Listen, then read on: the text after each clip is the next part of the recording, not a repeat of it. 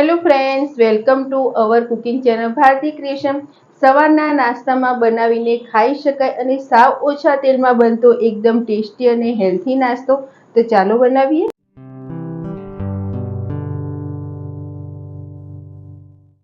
દૂધી કોબીજના ટેસ્ટી મુઠિયા બનાવવા માટે આપણે પહેલા લોટ બાંધીશું. એ માટે પહોળું વાસણ લઈશું અને તેમાં એકદમ ઝીણી કટ કરેલી 1 કપ જેટલી કોબીજ લઈશું.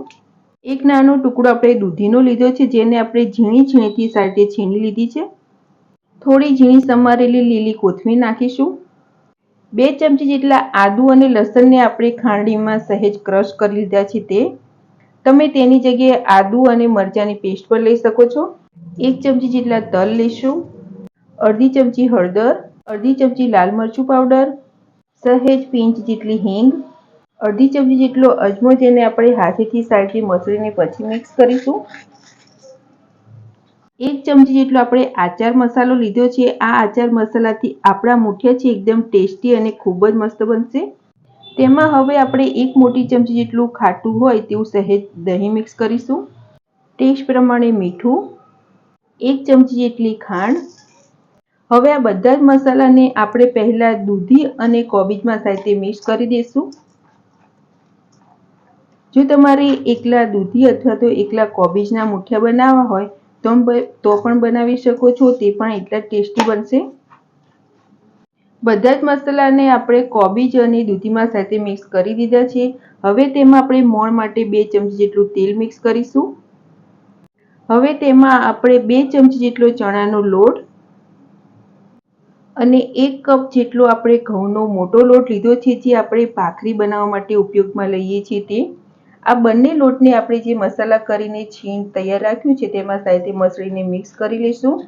અત્યારે આપણે 1 કપ જેટલો લીધો છે, પછી જરૂર લાગે એટલે આપણે બીજો લોટનો ઉપયોગ કરીશું.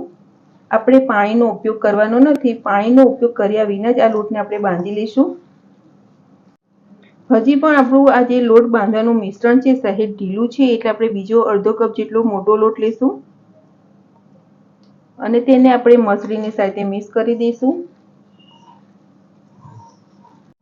તો આપણે મુઠિયાનો સરસ લોટ બાંધી લીધો છે અને તમે જોશો તો આપણે આ સહેજ સોફ્ટ રહે તેવો લોટ બાંધ્યો છે.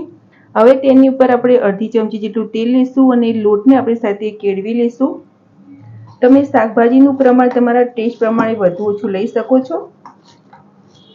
અને જો તમારે આમાં મિક્સ લોટનો ઉપયોગ કરવો હોય એટલે કે જુવાર, મકાઈ, બાજરી, તે પણ મિક્સ કરીને તમે આ મુઠિયા બનાવી શકો છો. તો મુઠિયા બનાવવા માટેનો લોટ આપણો સરસ રીતે બંધાઈ ગયો છે. આપણે જે મુઠિયા માટેનો લોટ તૈયાર કરીને રાખ્યો છે તેમાંથી હવે આપણે નાના નાના મુઠિયા વાળી લઈશું. તમે સહેજ નાના ગોળ મુઠિયા પણ વાળી શકો છો. અત્યારે આ મુઠિયાને આપણે સિલિન્ડર શેપમાં વાળીશું. તો તમે જુઓ છો સહેલાઈથી સરસ રીતે મુઠિયા વળી જાય છે. હવે આ મુઠિયાને આપણે જે સ્ટીમ કરવા માટે કાણાવાળી પ્લેટ આવે છે તેની પર મૂકીશું અને આ પ્લેટમાં આપણે પહેલેથી સહેજ તેલ લગાવી લીધું છે, જેથી મુઠિયા છે તે નીચે ચોંટે નહીં. મુઠિયા આપણે સરસ રીતે વાળી લીધા છે. હવે આ પ્લેટને આપણે સ્ટીમરમાં મૂકીશું. સ્ટીમરને આપણે સરસ રીતે ગરમ કરી લીધું છે. તેમાં આ મુઠિયાની પ્લેટને આપણે પહેલા હાઈ ફ્લેમ પર 5 મિનિટ માટે અને પછી 15 મિનિટ માટે લો ફ્લેમ પર એમ 20 મિનિટ માટે આ મુઠિયાને આપણે સ્ટીમ કરીશું. લગભગ 20 મિનિટ જેવું થઈ ગયું છે અને હવે આપણે ચેક કરીશું કે આપણા મુઠિયા બરાબર સ્ટીમ થયા છે કે નહીં. આપણે નાઈફની મદદથી ચેક કરીશું. તો આપણું નાઈફ છે એકદમ સરસ રીતે ક્લીન આવે છે. હવે ગેસની ફ્લેમ બંધ કરીશું અને આ પ્લેટને આપણે સહેજ ઠંડી થવા દઈશું. મુઠિયા સરસ રીતે ઠંડા થઈ ગયા છે. હવે આપણે તેને કટ કરીશું. મુઠિયા સહેજ ઠંડા થાય પછી તેને કટ કરીશું તો આપણે તેનો શેપ છે તે સરસ રીતે આવશે. જો ગરમ મુઠિયા તમે કટ કરશો તો તે એકદમ ચૂરો અને ભૂકો થઈ જશે. આપણે બધા જ મુઠિયાને આ રીતે કટ કરી લઈએ. મુઠિયા આપણા સરસ રીતે કટ થઈ ગયા છે. હવે આ મુઠિયાનો આપણે એકદમ ટેસ્ટી વઘાર કરીશું. મુઠિયાનો વઘાર કરવા માટે આપણે પેનને ગેસ પર મૂક્યું છે અને તેમાં આપણે 2 ચમચી જેટલું તેલ લઈશું અને તેલને આપણે સહેજ ગરમ થવા દઈએ. તેલ સહેજ ગરમ થાય પછી તેમાં આપણે 1 ચમચી જેટલી રાઈ બધી સરસ રીતે ફૂટી જાય પછી પિંચ જેટલી હિંગ, 1 ચમચી જેટલા તલ, 6 થી 7 મીઠા લીમડાના પાન. તલ બધા સરસ રીતે ફૂટી જાય પછી જે આપણે કટ કરીને મુઠિયા રાખ્યા છે તે નાખીશું.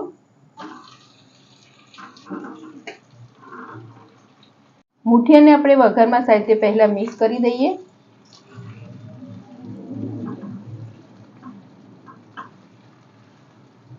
વઘાર સરસ રીતે બધા જ મુઠિયાને કોટ થઈ જાય પછી આપણે 1 લીંબુનો રસ લીધો છે તે નાખીશું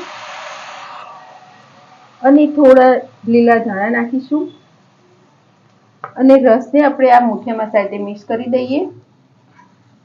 જો તમારે મુઠિયાને વધારે ક્રિસ્પી કરવા હોય તો તમે 1-2 મિનિટ હજી આ મુઠિયાને આવી રીતે ગેસ પર રાખી શકો છો, પરંતુ આપણા મુઠિયા અત્યારે સરસ રીતે તૈયાર થઈ ગયા છે।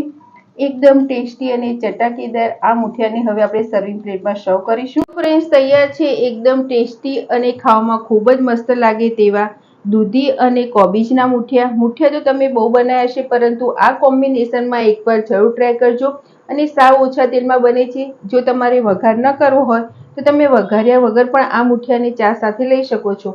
બનાવવામાં સિમ્પલ અને એકદમ નવી રેસીપીની તમને સારી લાગી હોય તો મારા વિડીયોને લાઇક, શેર અને આવા જ નવા વિડીયો જોવા મારી ચેનલને સબસ્ક્રાઇબ કરજો।